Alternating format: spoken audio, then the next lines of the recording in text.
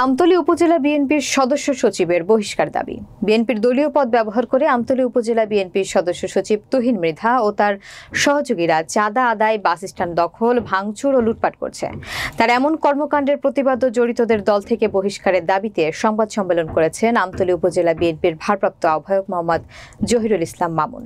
বিস্তারিত থাকছে আমতলী প্রতিনিধি এস.এম. নাসির মাহমুদের প্রতিবেদনে।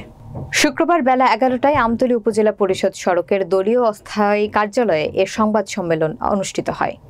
সংবাদ সম্মেলনে লিখিত বক্তব্যে উপজেলা বিএনপির ভারপ্রাপ্ত আহ্বায়ক জহিরুল ইসলাম মামুন বলেন, গত 5 আগস্ট ফ্যাসিবাদ শেখ হাসিনা পদত্যাগ করে দেশ ত্যাগ করেন।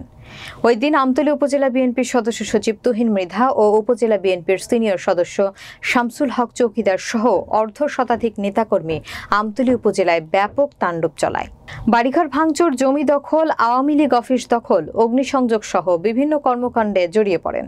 এছাড়া উপজেলা বিএনপির সদস্য সচিব তুহিন মৃধা গ্রামের হাটবাজার দখল, বাণিজ্য ও চাঁদা আদায় করে আসছে। তুহিন মৃধা ও তার অনুসারীদের এমন কর্মকাণ্ডে আমতলী উপজেলা বিএনপির ভাবমূর্তি একেবারে শূন্যের কোঠায় নেমে এসেছে। তুহিন মৃধা ও তার এমন কর্মকাণ্ডের সঙ্গে জড়িতদের বিএনপি থেকে বহিষ্কার করে দলীয় ভাবমূর্তি উদ্ধারের দাবি জানান ভিপি মামুন। সংবাদ সম্মেলনে পৌর বিএনপির আহ্বায়ক কবির উদ্দিন ফকির বলেন, উপজেলা বিএনপির সদস্য সচিব তুহিন মৃধার বাবা মরহুম আব্দুল সত্তার মৃধা ছিলেন আমতলী উপজেলা আওয়ামী লীগের সহসভাপতি। উপজেলা বিএনপির সদস্য সচিব তুহিন মৃধা এমন কর্মকাণ্ডে দ্রুত তাকে দলীয় পদ থেকে বহিষ্কারের দাবি জানান।